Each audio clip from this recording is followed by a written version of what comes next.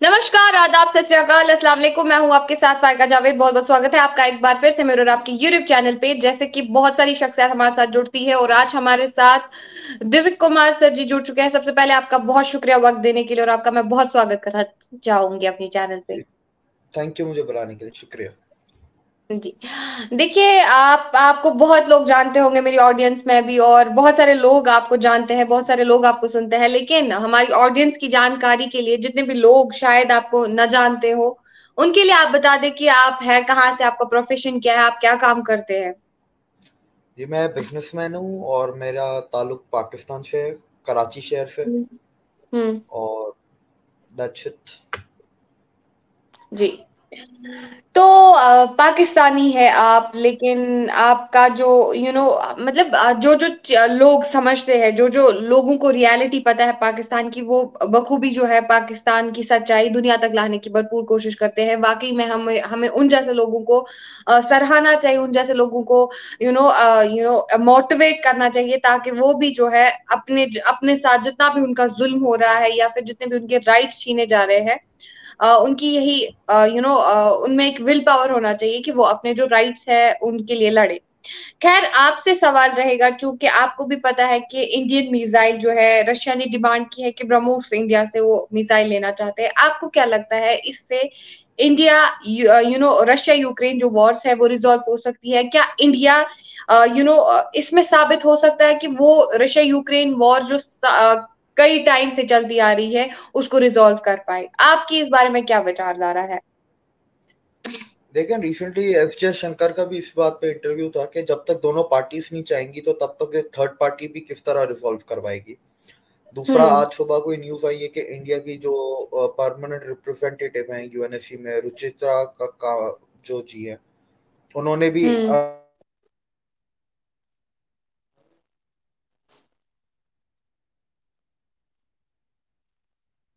में फिर नहीं है। तो अब ये हो गया। अब अगर हम ब्रह्मोस की बात करें तो जो ब्रह्मोस की डील, जो रशिया ने ब्रह्मोस मांगा है, वो मांगा हम्म। है जंग खत्म होने के बाद। अब अगर हम्म। डील हो जाती है, डन हो जाती है, क्वांटिटी वैल्यू वगैरह हर चीज भी, तो भी वो जंग के बाद दिए जाएंगे, जंग के दौरान नहीं दिए जाएंगे। क्योंकि अगर जंग हम्म। के दौरान देंगे तो India will be facilitating the war, तो उनका जो नॉन हम्म। अलाइंड मूवमेंट वाला जो है वो खराब हो जाएगा। तो जैसे ही हम्म। सीज फायर होगा, डील पहले हो जाएगी, डील शायद हो जाए, पर उनको जो डिलीवरी दी जाएगी और वेपन्स हैंड ओवर किए जाएंगे, मिसाइल्स, वो जंग के बाद दिए जाएंगे। And it will not be a much bigger problem, क्योंकि ब्रह्मोस एरोस्पेस कॉर्पोरेशन में 49% शेयर होल्डर रशियन कंपनी है और रशिया की वो स्टेट ओन्ड कंपनी है। So that won't be a big problem for India and hmm. Russia both. Hmm. जी। बिल्कुल, जिस प्रकार से इंडिया जो है आगे तरक्की करता आ रहा हुआ है, लेकिन इंडिया हमेशा से ही एक ह्यूमैनिटी की और पीस की मैसेज दी है वर्ल्ड को कि हमें वॉर्स नहीं करने चाहिए, हमें एक दूसरे के खिलाफ लड़ाइयाँ नहीं फैलानी चाहिए, हमें बस आपस में भाईचारे से रहना चाहिए और ह्यूमैनिटी से रहना चाहिए। और जो भी इंडिया ने आज तक किया है वो विश्व की भलाई के लिए किया है, वो मानवता को हम लोगों ने दिया है। चाहे फिर हमारे जितने भी मिशन रहे हैं, हमारे हमारे बस मिशन रहे हैं मानवता की ओर। खैर, अब बात करेंगे आप ही के पाकिस्तान की, पाकिस्तान के बारे में। यूजुअली आपको भी पता है कि पाकिस्तान बार बार भारत के मसलों में टांग अड़ाने की कोशिश करता है। जहां वही दूसरी तरफ से हम बात करेंगे चंद्रयान 3 की लॉन्चिंग की, तो उसी मुकाबले में पाकिस्तान ने एक तो आईएमएफ से डॉलर्स भीख में लिए हैं, तो दूसरी तरफ से वो दावा करते हैं कि हम 500 फुट झंडा ऊंचा चढ़ाकर दिखाएंगे 14 अगस्त पे। आप क्या कहना चाहोगे, किस मुकाबले में एक कंपैरिजन कर रहे हैं, जबकि इन लोगों को अपनी इकोनॉमिक ग्रोथ पे ध्यान दे करके अपनी कंट्री के माली हालात सुलझाने चाहिए, लेकिन इन्होंने एक ऐसा फैसला लिया। आपको क्या लगता है, किस नजरिए से देखते हैं आप इस फैसले को? लेकिन जो आपने स्टार्टिंग में जो पहली चीज बोली कि इंडिया ह्यूमैनिटी के लिए काम करता है, और वो तो मैं उस चीज में एक चीज बड़ी क्लियर करता हुआ चलूं कि मोदी जी ने बोला था this is not a time of war. उन्होंने ये नहीं बोला था कि war is not the solution. तो ये बहुत बड़ा हम्म। फर्क है। So sometimes war is the solution, but that should be hmm. At the last stage. Exactly war can be a solution, but उस टाइम पे जो है क्या, अगर आप फॉर एग्जांपल आपकी कंट्री में कोई दहशतगर्दी फैलाता है, आपकी कंट्री में कोई someone wants to separate terrorism in your country, then that time war भी वॉर वॉन्ट मतलब वॉर सोल्यूशन होनी चाहिए। वॉर तो इट कैन उस बी टाइम पे anything. I think war is the only solution. War is the only solution. और I think जब एक बार दुश्मन मुल्क या फिर हमारा जो पड़ोसी मुल्क पाकिस्तान है हमारे सीमाओं पे आके हमारे जितने भी सोल्जर्स है या फिर हमारे जितने भी सिपाही है उनको मतलब उनके साथ मतलब आप देखो अटैक्स हो रहे हैं, उनकी जाने जा रही है, तो आप मुझे बोलो वॉर्स वहां पे मुझे लगता है लाजमी तरीका है।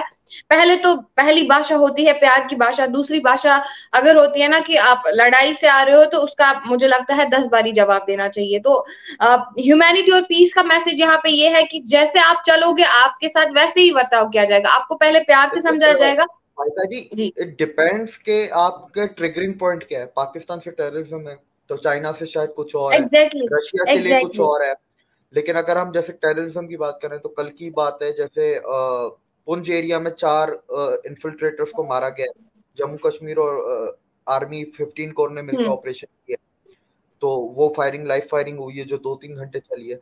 तो इट कैन बी एनीथिंग, ठीक है, हर मुल्क का अलग पर्सपेक्टिव है। लेकिन मैं इंडियंस को ये कहना चाहूंगा कि अब पाकिस्तान के बारे में छोड़ो, अब चाइना के बारे में सोचो, आगे बढ़ जाओ। देखिए छोड़ो। देखिए देखिए पहली बात हम चाइनीज के बारे में भी अच्छे से सोचते हैं कि चाइनीज क्या करते हैं या फिर क्या, लेकिन आमतौर जितने भी आप देखो ना, मैं कश्मीर में रहती हूँ, आमतौर पर हमारा सिर्फ पाकिस्तान का क्यों होता है, क्योंकि हम यहाँ पे इस लैंड पे रह के देख चुके हैं, हम यहाँ पे दहशतगर्दी देख चुके हैं और हमें ये भी पता है कि दहशतगर्दी किसने हाई लेवल पे कराई है। It is not all about कि हम वर्ल्ड में क्या चल रहा है वो नहीं, हमारी कंट्री में हमारी लैंड पे हमारी स्टेट में किसने दहशतगर्दी फैलाई, आई एज ए कश्मीरी मैं उस पे विटनेस मतलब हूँ, मैं बिल्कुल। उन हालातों पे देख रही हूँ। मैं नार्को टेररिज्म जो सप्लाई पाकिस्तान से हुआ था, जिसकी टेरर फंडिंग पाकिस्तान से हो रही थी, आप देखो जम्मू कश्मीर लिबरेशन फ्रंट, आप देखो हुरियत कॉन्फ्रेंस, आप देखो जितने भी लोगों को यहाँ पे भटकाया गया, अनंतपुर यूथ में को जो भटकाया गया, it is only because of Pakistan. और पाकिस्तान के आज भी कुछ यूट्यूबर से मैं बात जब करती हूँ, मैं इंटरव्यूज पे आती हूँ, तो उनका ये होता है कि Yasin Malik is a terrorist for our country, because उन्होंने हमेशा ये कौन सा जब आप एंटी इंडिया अपनी ही एंटी कंट्री का वो एजेंडा लेके घूमोगे बीच में, या फिर आप लालचों के बीच में जाओगे, आप यूथ को बोलोगे कि नहीं आप लोगों को तो एंटी इंडिया प्रोपेगेंडा ये फैलाना है, हम लोग तो इंडिया के साथ है ही नहीं, तो उनको मैसेज, उनको टेरर फंडिंग उनको कहाँ से आती थी, तो पाकिस्तान उसके लिए रिस्पॉन्सिबल था। अब आप बोलोगे कि अब आप उनको दहशतगर्द नहीं बोलोगे, अब आप बोलोगे कि वो तो पाकिस्तान, वो तो ये सॉरी वो पाकिस्तान को सपोर्ट करता था, वो नेशनलिस्ट नहीं था, दैट मीन्स आपने उनको डिटेंशन सेंटर्स में बंद किया। ऐसे तो नहीं चलेगा ना। फॉर एग्जाम्पल कि आपकी कंट्री में चोर या मर्डरर होता है, उसको कहाँ पे आप रखते हो, उसको तो आप जेल में ही रखोगे कि खुला घूमने दोगे, ऐसा नहीं है। हमारी कंट्री में प्रॉपर लॉज है, प्रॉपर कॉन्स्टिट्यूशन है, उसी चीज को हम फॉलो करते हैं। तो अगर आप बोलोगे कि आप दहशतगर्द को बंद नहीं रखो, आप दहशतगर्द हो क्योंकि वो पाकिस्तान को सपोर्ट करता था, वो पाकिस्तान को सपोर्ट नहीं करता, वो यहाँ की यूथ को भटका रहा था, और जितना भी खून खराबा हालात खराब हुए थे वो उनकी वजह से हुए थे। और उसके पीछे का जो एजेंडा था, आप देखो आपके जितने भी प्राइम मिनिस्टर्स आज तक हुए, चाहे मतलब उन्होंने तो आपको लूटा ही है, लेकिन स्टिल जब यूएन में मसला उठता था सिर्फ मसला ही कश्मीर उठता था। आप ये क्यों नहीं आपके पॉलिटिशियंस देखते थे, ब्यूरोक्रेट्स देखते थे कि पाकिस्तान ऑक्युपाइड जम्मू कश्मीर में क्या हो रहा है, जबकि वहां पे जर्नलिस्ट को इतनी तक हिम्मत नहीं है कि वो जाके कश्मीरियों से बात कराए, और कश्मीरियों से बात अगर कराते हैं तो सेकेंड डे उनको थ्रेट्स आने लगते हैं। हम उनकी दीवारों पे जो है बुरहान वानी के पोस्टर चढ़ाए जाते हैं, जो बुरहान वानी जो है यहाँ पे जो है एक टेररिस्ट था जो टेररिज्म का काम कर रहा था, उनकी वॉल्स पे चढ़ाई जाती है। वहां क्यों ऐसा? why not their own development, why they are not working on their own development? अगर उनको सच में ही है तो ये हमारी रियासत का ये क्या बोलते हैं इसको, और टू टंग जो है उन्होंने कब्जे में कर लिया, आप देखो वहां पे खस्ता हालत कैसी है। तो I think Pakistan should focus on their own development rather than comparing that destitute nation or beggared nation from to our nation, क्योंकि हमारा जो नेशन है कंपैरिजन नहीं है, बट एक चीज का है कि अगर हमारे साथ हर एक नेशन स्टेबल है, फॉर एग्जांपल यूएस है, आप देखो कितने हमारे प्रधानमंत्री मुख्तलिफ देशों में जाते हैं, तो पाकिस्तान को हमसे क्यों प्रॉब्लम है? उनको कश्मीरियों से कोई हमदर्दी नहीं है। मी एज ए कश्मीरी ये चीज देख चुकी है। कश्मीर में 70 साल से जो हालात खराब थे माइका वो जी, बस पाकिस्तान की वजह से हुए थे। तो मैं माइका जी, इतना बोलना चाहूंगी, मैं इतना मैं बोलना बोल लूं। चाहूंगी। जी जी जी बोलिए। देखिए, जी मैं जो बोलना चाहता हूँ कि आपको पहले पाकिस्तानियों को समझना पड़ेगा, इनको नॉलेज नहीं है। इनके हम्म। न्यूज, हमारी यहाँ पर न्यूज तक है ना, कैसे करप्ट होगी न्यूज नॉलेज? आती है। आप मुझे बोलो कैसे होगी नॉलेज? आप मुझे बोलने तो दें। पाकिस्तान जी में नहीं बोलिए होगी, कैसे। प्रोपागेंडा होती है यहाँ पर, टेक्स्ट बुक्स आपकी फिक्स होती हैं उस तरह। ये हम्म हर चीज है ना आपकी वहां से छप के आती है। न्यूज हम्म चैनल्स आपके हो गए, मूवीज हम्म आपकी हो गई, न्यूज़पेपर्स हो गए। उसके बाद आप देखें पूरा माहौल बन गया, 3 नस्लें आपकी रेडिकलाइज हो गई और 3 नस्लों को आपने झूठ पढ़ाया। तो आप किसी और से क्रॉस क्वेश्चनिंग करके सच भी पता नहीं कर सकते। ठीक है, उनको सच पता ही नहीं है, चाहे अवाम यहाँ की अमीर अवाम हो गरीब अवाम हो, वो डजेंट मैटर। अमीर अवाम भी उसी एजुकेशन सिस्टम से पढ़ के आई है। अगर जी आपने जैसे कश्मीरियों की बात की, यहाँ पर पाकिस्तान के कश्मीर के इलाके में लोगों को यही नहीं पता कि वो कश्मीरी नहीं है, वो गिलगिती, आधे गिलगिती हैं बाकी जम्मू है। अगर 1947 का जो देखें तो जम्मू को और गिलगित को कैप्चर किया है। असल कश्मीर वैली तो 1 इंच भी नहीं है पाकिस्तान के पास, पर उसका नाम कश्मीर दिया हुआ है। यहाँ पर डोगरी बोली जाती थी, पहाड़ी बोली जाती थी, गिलगिती बोली जाती थी। यहाँ पर कश्मीरी नहीं, कश्मीरी तो कश्मीर वैली में बोली जाती थी, पर यहाँ पर लोगों को नहीं पता। कश्मीरी लैंग्वेजेस, आपने इतने इंटरव्यूज देखे, कोई कश्मीरी लैंग्वेज या कश्मीरी एक्सेंट आपको बोलता हुआ नजर आए? कश्मीरी छोड़ें, डोगरी एक्सेंट, गिलगिती एक्सेंट कोई बोलता हुआ नजर आया है? बिल्कुल भी नहीं आया। इसके बाद देखे आपने, जैसे दूसरी चीजों पे आपने किया कि पाकिस्तान को क्यों इंडिया को क्यों करता है, छेड़ता है, तंग करता है। देखें, उसकी हम्म हजार वजह हैं। इंडिया की हम्म दुश्मनी ही पाकिस्तान की बुनियाद है, पाकिस्तान इलीट की, पाकिस्तानी स्टैब्लिशमेंट की। तो वो दुश्मनी हम्म बेचेंगे नहीं तो पाकिस्तान की इलीट इलीट कैसे रहेगी? इलीट फिर खत्म हम्म हो जाएगी ना। तो बिल्कुल। एक पहली चीज वो है। दूसरी चीज के नफरत को, आप एक दुश्मनी है, दुश्मनी के बाद नफरत है, नफरत को भी कायम रखना है। प्यार मोहब्बत कर लेंगे तो वो जो एक जिन्ना का था 2 नेशन थ्योरी और 47 का पार्टीशन, अगर नफरत हम्म खत्म हो गई, प्यार मोहब्बत हो गया आपस में, तो वो फिर 2 नेशन थ्योरी कहाँ जाएगी? आपकी आइडियोलॉजी, आपका फाउंडेशन ब्लॉक कहाँ जाएगा मुल्क का? तो वो एक आपका दूसरा मसला है। फिर अगर आप तीसरे मसले पे हैं, जैसे हमने आईएमएफ की, आपने इकोनॉमी की बात की या इंटरनेशनल लेवल पे जो इज्जत की बात की, देखिए हम लोग हमेशा मांगने गए, अभी भी मांगने गए। आईएमएफ से लोन आया, सऊदी से आया है, अभी यूएई से आया है, चाइना ने $5 बिलियन का लोन रोल ओवर किया। ये लास्ट 2 हफ्तों की बात है, 2 हफ्तों में हमने 4 जगहों से तो लोन ले लिए और उसके ऊपर हम्म खुशखबरियां चल रही है। न्यूज चैनल पे खुशियां दी जा रही हैं, कॉन्ग्रेचुलेट किया जा रहा है कि लोन आ गया। ये हमारे न्यूज चैनल्स पे 2 हफ्तों से यही चल रहा है। आज मुबारक को हम्म सऊदी ने 2 बिलियन दे दिया, आज मुबारक को आईएमएफ का लोन आ गया, आज मुबारक को यूएई से 1 बिलियन आ गया। तो आप ऐसे मुल्क से एक्सपेक्ट ज्यादा ना करें तो वही ज्यादा बेहतर है। उसके बाद हम्म अगर आप आईएमएफ की बात करें, आईएमएफ का लोन आए हुए कितना हफ्ता भी नहीं हुआ होगा, नेशनल असेंबली मेंबर्स को 2000 करोड़ का बजट दिया गया है। ठीक है, उसके बाद पंजाब गवर्नमेंट ने नई गाड़ियां मंगवाई हैं, फॉर्च्यूनर, जो पाकिस्तान में फॉर्च्यूनर आपको मिलती है करीब 2.25 करोड़ की। तो जितने भी आपके पंजाब में बैरोक्रेट्स है, सबके लिए नई फॉर्च्यूनर ऑर्डर हुई है। 40 करोड़ का झंडे वाला बेवकूफी तो आप देख ही चुके हैं, वो तो आपको पता ही हम्म है। इसके बाद आप पता नहीं कितनी चीजों पे इधर पैसे खर्च कर दिए, 250 करोड़ कहीं और दे दिए, 350 करोड़ कहीं और दे दिया। कोई भी डेवलपमेंटल काम में नहीं दिए, पर्क्स में दिए। आपके ये जो सेनेट के जो वर्कर होते हैं ना, जो सेनेट को चलाते हैं, सेनेट के वर्कर्स को 130 करोड़ की वो सैलरियां दी हैं। जजेस की सैलरियों को 20% बढ़ा दिया। आईएमएफ के लोन से ये एलिट ही खाती है, एलिट ही। अब ये डेवलपमेंटल प्रोजेक्ट पे कहाँ लगेंगे? ये 1 हफ्ते में पैसों का बंटवारा हो चुका है, ये मैं आपको अभी से बता रहा हूँ, ये न्यूज आ चुकी है। अभी पंजाब में पे वो कितनी 45,000 एकड़ जमीन आर्मी को दे दी है कि कॉर्पोरेट फार्मिंग करो, एग्रीकल्चर फार्मिंग। तो पाकिस्तान से, और फिर आपने चंद्रयान की बात की, पाकिस्तान में आपको स्टेटमेंट्स आपने फवाद चौधरी के सुने ही होंगे। इधर एक एंटी हम्म साइंस माहौल है। हमारी एजुकेशन सिस्टम को ऐसा बनाया है कि पहले तो कॉमन सेंस को मारो, क्रिटिकल थिंकिंग को मारो, लॉजिक रीजनिंग को मारो, उसके बाद फिर उसको एंटी साइंस कर दो जब वो बड़ा हो। बिल्कुल। चाहे वो हम्म मेडिकल की फील्ड है, चाहे वो इंजीनियरिंग की फील्ड है, चाहे वो आपकी आर्ट्स, आर्ट्स तो पाकिस्तान में पढ़ाते भी नहीं है, मतलब नाम की आर्ट्स है वो यहाँ पर। उसके बाद आप देखें यहाँ पर लैंग्वेजेस का मसला है, एथनिसिटी का मसला है। पंजाब में पंजाबी बैन है, पंजाब में स्कूल्स में पंजाबी नहीं पढ़ाई जाती, पंजाब असेंबली में आप पंजाबी में स्पीचेस नहीं दे सकते, बैन है। नेशनल असेंबली में आपको सिर्फ उर्दू में स्पीचेस देनी है, जबकि इंडिया के नेशनल असेंबली में 22 लैंग्वेजेस में आप स्पीच कर सकते हैं और वो ट्रांसलेट होती हैं ऑन द स्पॉट, आपके वो टेक्नोलॉजी से ट्रांसलेट होती हैं। अभी तो मैं एक और चीज देख रहा था कि संसद टीवी पे पार्लियामेंट की हर स्पीच को अब इंटरनेशनल लैंग्वेजेस में डब करके वो अपलोड कर रहे हैं। तो ये तो मतलब India is behaving, it is now behaving like a world leader. India world leader तो बन गया ना 9 सालों में। ग्लोबल साउथ की लीडरशिप आ गई, 5th लार्जेस्ट इकोनॉमी बन गए, तीसरे के रास्ते पे आप लोग हैं। आपकी 2 दफा मेजोरिटी गवर्नमेंट्स आई हैं, कंटिन्यूसली चल रही है, पॉलिटिकली स्टेबल है।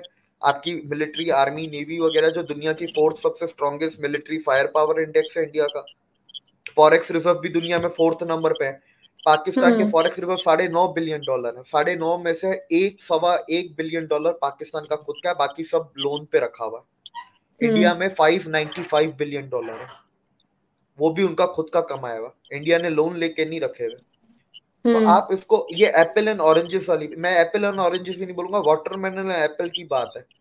कहाँ एक तरबूज को आप एक सेब से कंपेयर कर रही हैं? बिल्कुल बिल्कुल, बात तो सच है कि comparison, there is not any sort of comparison between the two nations, because जिस प्रकार से आप देख सकते हैं कि एक तो कहते हैं ना कि हमारा नेशन यही दावा करता है कि हम मानवता के लिए काम करते हैं, हम ह्यूमैनिटी के लिए काम करते हैं, और चंद्रयान 3 का भी यही मिशन था। लेकिन आपने दूसरी तरफ से वो कंपैरिजन देखा कि झंडे का कंपैरिजन था। खैर, आप एक पाकिस्तानी है, मतलब क्या लगता है अगर ऐसी सिचुएशंस रही पाकिस्तान में, या फिर ऐसे ही हालात रहे, ऐसी लॉजिकल बातें या फिर अनएथिकल नॉलेज की आपने बात की कि मैंने सुना है कि पाकिस्तान के जितने भी स्कूल्स और कॉलेज है वहां पे फेक हिस्ट्री पढ़ाई जाती है कारगिल वॉर के नाम पे, कि वो हमने जीता था, ऐसे इंडिया को हमने ये शिकस्त दे दी थी, तो वो क्या था, ये क्या था, इंडिया के नाम पे फेक हिस्ट्री पढ़ाई जाती थी। लेकिन फिलहाल जो है, आज आपको हर एक इंडियन चेहरा, चाहे जर्नलिस्ट हो, कश्मीरी हो, आमतौर पर आप देखते हैं कि डिबेट्स में क्लियरली आके बोलता है कि we are Indians, we are the part of India and we don't want to go there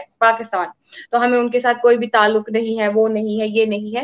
लेकिन तब भी आपकी आवाम जो है वो एक्सेप्ट करने के लिए वो तैयार नहीं है। जबकि आज नॉलेज जो है वो सोशल मीडिया थ्रू बढ़ रही है, लेकिन फिर भी वो चीजें एक्सेप्ट करने के लिए तैयार नहीं है, क्योंकि वो माइंड सेटअप, वो जैसे जाहिलियत का माइंड सेटअप आ गया है। तो क्या आप लगता है अगर देखें, ऐसी इसमें एक सिचुएशन। मसला है, इसमें एक मसला है। देखें, हम्म। ये जो आपने हम्म। बात बोली ना कि जो इतना सब कुछ इंडिया में देखते हैं, इतना सब हम्म। ओपनली अवेलेबल है, देखने के बाद भी क्यों नहीं है? उसकी वजह ये है कि पाकिस्तान में नहीं देखते। ये आप लोगों को लगता है ना, एक्सेसिबल तो है पर देखते नहीं है ना पाकिस्तान में। पाकिस्तान के मेजोरिटी यूट्यूबर्स की मेजोरिटी व्यूअरशिप इंडियन है।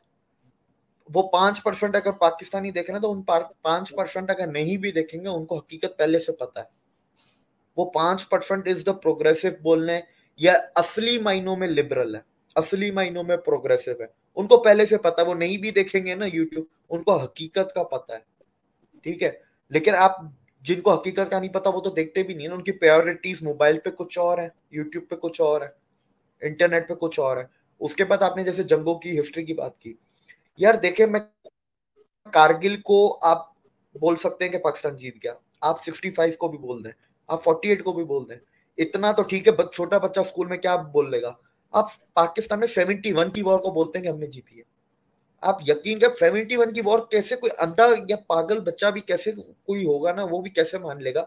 आधा टुकड़ा तुम्हारा चला गया, फिर भी तुम बोल रहे हो तुम जीत गए। तो वो जो मैंने बात की ना, कॉमन सेंस खत्म कर दिया, ये है कॉमन सेंस को खत्म करना, कि 71 की वॉर को भी हमने जीत लिया। जी।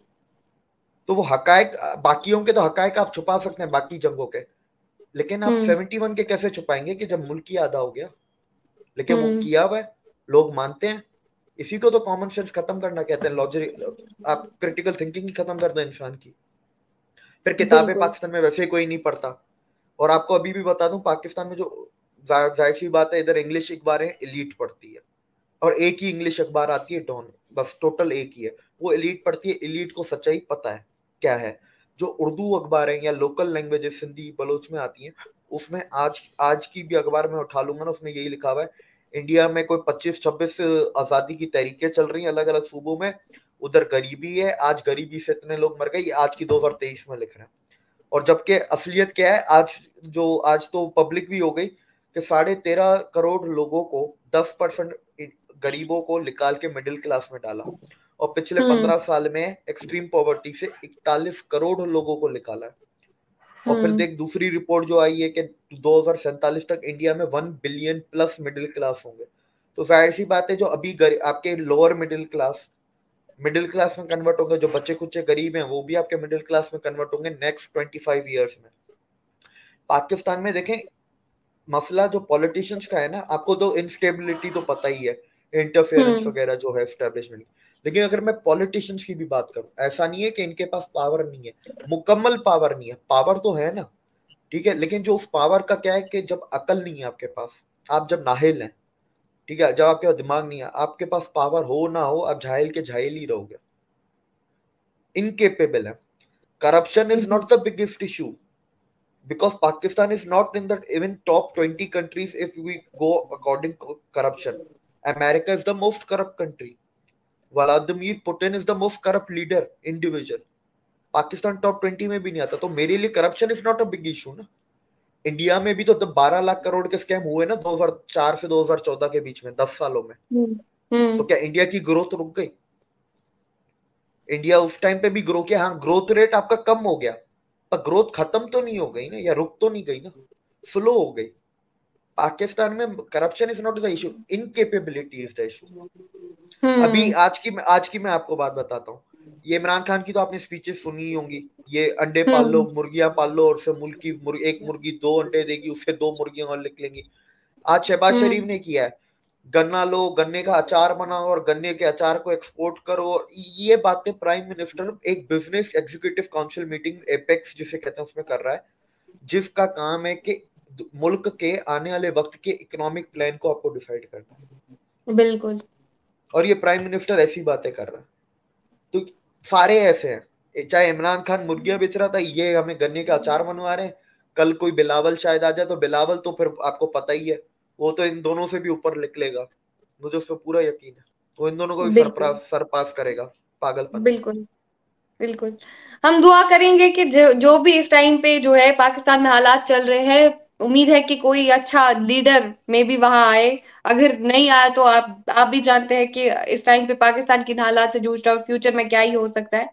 तो हम बस यही बोलना चाहेंगे, लेकिन पाकिस्तानी पब्लिक को अवेयरनेस, मतलब उनके लिए अवेयरनेस जरूरी है, उनको अवेयर करना बहुत जरूरी है, क्योंकि कुछ यूट्यूबर्स इम्पॉसिबल, हाँ वैसे तो उनकी वो अनएथिकल बातें सुनकर ही लगता है, बिकॉज वो जिस तरीके से बोलते हैं, उनको लॉजिक्स भी देते हैं यूट्यूबर्स, तब भी जाके वो नहीं मानते हैं। लाइक मैंने देखे ग्राउंड पे वो यूजुअली द ओनली वे कि आप पब्लिक को अवेयर करेंगे ना पाकिस्तान की, दैट इज एजुकेशन सिस्टम, और जिसके अंदर आपको 70 साल लग जाएंगे जब तक आपकी 3 नस्लें पढ़ के नहीं निकलेंगी। बिल्कुल, that is the only way, क्योंकि 25 करोड़ सिर्फ रेडिकलाइज नहीं हुए हैं, सिर्फ ब्रेन वॉश नहीं हुआ, वो रिजिड भी हो गए, वो सुनना भी नहीं चाहते, वो आपकी रीजनिंग भी नहीं सुनना चाहते। बिल्कुल, आप प्रूफ दिखाएंगे, वो आपके प्रूफ क्योंकि माइंड सेटअप भी वैसा ही क्रिएट किया गया हुआ है। जी खैर, तो ये चीजें सुन के एक पाकिस्तानी से दर्शक को एक बहुत ही ज्यादा प्राउड फील होता है कि हम इंडिया में पले बड़े हैं और हम इंडियंस हैं, और हमें खुशकिस्मत समझना चाहिए अपने आप को कि हम एक भारतवासी हैं, हम भारत में पले हुए हैं और हमारी मातृभूमि जो है वो भारत है। खैर, आपका बहुत शुक्रिया दिव्य सर, वक्त देने के लिए। आपने बहुत सारी बातें हमें बोली, हमारे दर्शकों को बोली, जो बेनिफिशियल थी उनके लिए, जो बेनिफिशियल थी उनकी इंफॉर्मेशन के लिए। आपके वक्त का बहुत शुक्रिया, और ऐसे ही शख्सियात से आपको रूबरू कराते रहेंगे। तब तक के लिए आप जुड़े रहे। बाकी जय हिंद, जय भारत, जय कश्मीर। Thank you.